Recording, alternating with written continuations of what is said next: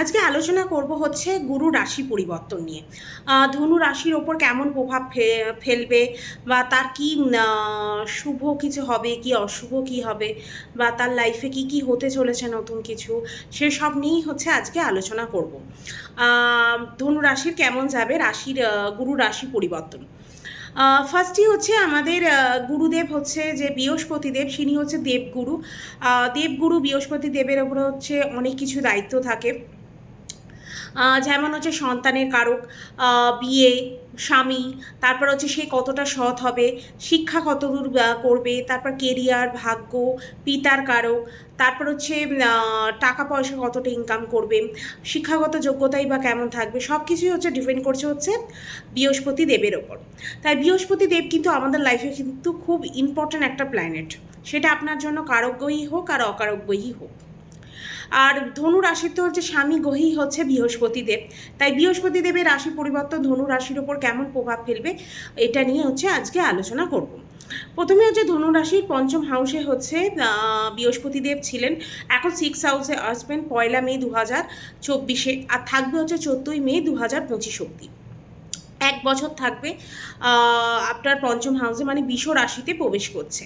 মানে এতদিন হচ্ছে মেষ রাশিতে ছিল, 1 মে থেকে হচ্ছে বৃষ রাশিতে প্রবেশ করবে। কেমন যাবে হচ্ছে সেটা নিয়ে আলোচনা করব।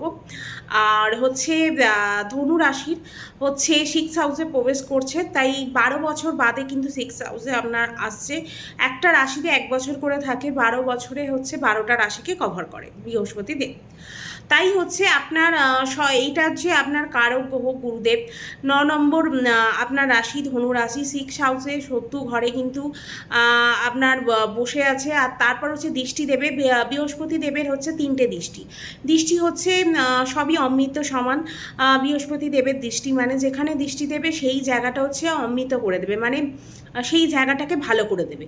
এরকম ভালো আমরা যদি শুভ ঘরে হচ্ছে দৃষ্টি দেয় তাহলে আপনার শুভত্ব বাড়াবে, আর যদি অশুভ ঘরে দেয় তাহলে অশুভটাকে বাড়াবে। কেননা অমৃত দৃষ্টি যে ঘরে দৃষ্টি দেবে সেই জিনিসটাকে বাড়াবে, এই হলো ব্যাপার। তাই আপনার 6 হাউসে এসে থেকে 10, 12 আর 2 এই 3টে ঘরে হচ্ছে আপনার দৃষ্টি দিচ্ছে। বৃহস্পতি দেবের হচ্ছে 3টে দৃষ্টি, পঞ্চম, 5, 7 আর 9, এই 3টে দৃষ্টি আপনার 3টে ঘরে দিচ্ছে, 2, 10, 12। 6 হাউস কিন্তু মোটেই ভালো না। স্বাস্থ্য কিন্তু আপনার মোটেই কিন্তু ভালো যাবে না। ট্রাভেলিংয়ের সময় স্বাস্থ্যের কিন্তু অবশ্যই খেয়াল রাখতে হবে, ইমিউনিটি সিস্টেম আপনার খেয়াল রাখতে হবে। তাড়াতাড়ি রোগ কিন্তু এই টাইম নিয়ে আপনাকে অ্যাটাক করতে পারে। আবহাওয়া চেঞ্জের সাথে সাথে যে জ্বর সর্দি বা কোনো জল পেটের সমস্যা, এই সবগুলো কিন্তু হবার একটা চান্স দেখা যাচ্ছে। অনেক প্রবলেম কিন্তু এই টাইমে আসবে কেরিয়ারে। চাকরির গতি, কম্পিটিশান, ভালো ফল কিন্তু দেবে এই টাইমে। কেরিয়ার আর চাকরির ক্ষেত্রে কিন্তু ক্ষতি হতে পারে, চাকরির ক্ষেত্রে কি কেরিয়ার বা চাকরির ক্ষতির সম্ভাবনা, কিন্তু কম্পিটিশানে যারা যাবেন তাদের জন্য কিন্তু এই টাইমে খুব ভালো একটা যোগ দেখা যাচ্ছে, কম্পিটিশানে জিততে পারেন। তারপর লোন যারা নিতে চাইছেন, এতদিন ধরে আপনারা গাড়ির লোন বা প্রপার্টির জন্য কোনো লোনের অ্যাপ্লাই করছিলেন কিন্তু কিছুতে লোন পাচ্ছিলেন না, তারা কিন্তু লোনের জন্য এই টাইমে ভালো। পার্সোনাল, হোম, কার, এইসবের লোন এই টাইমে আপনারা অ্যাপ্লাই করতে পারেন।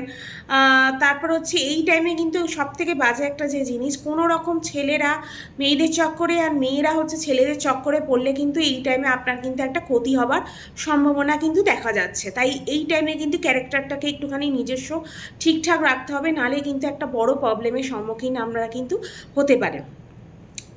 তারপরে আপনার ফার্স্ট দৃষ্টি দিচ্ছে হচ্ছে 10 হাউসে দৃষ্টি দিচ্ছে, তাই পরিবর্তন ও কেরিয়ারে উন্নতি কিন্তু এই টাইমে হবে। কেন 10 হাউস হচ্ছে আপনার কেরিয়ার দেখি, তাই এই টাইমে উত্তম হবে।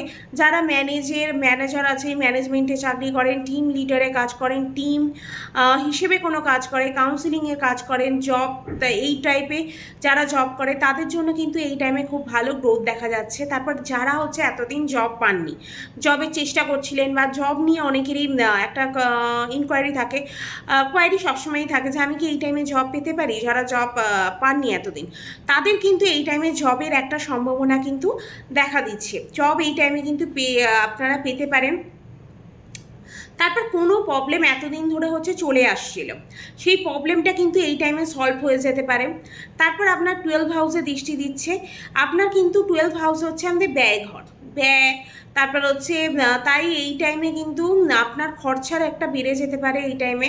তারপর ঘুরতে গেলেও আপনার খরচা হবে। ইনভেস্টমেন্ট কিন্তু এই টাইমে করা সব থেকে বেটার, কেননা যখন খরচা হবে তা খরচার টাকাটা ইনভেস্টের জায়গায় যদি দেন তাহলে টাকাটা কিন্তু ইনভেস্ট থাকবে, নাহলে কিন্তু ওটা ব্যয়ের পথে দিয়ে বেরিয়ে যাবে। তারপর বিদেশের মুদ্রা নিয়ে যারা কাজ করেন বা বিদেশে যে বিজনেস করেন তাদের ক্ষেত্রে কিন্তু এই টাইমে খুব ভালো। তারপর হচ্ছে 6 হাউসে বসে কিন্তু আপনার 12 হাউসকে দেখছে।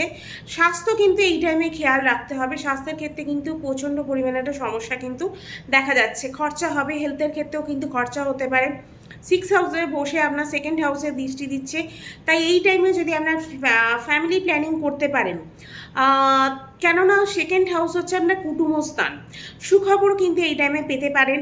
তারপর সবথেকে বড় কথা আপনার 12 হাউসে দৃষ্টি দিচ্ছেন, এটা হচ্ছে ব্যয়ের যেমন ঘর তেমন হচ্ছে হসপিটালে যে যাতায়াত, এই টাইমে হসপিটালে কিন্তু একটা যাতায়াতের কিন্তু সম্ভাবনা দেখা দিচ্ছে।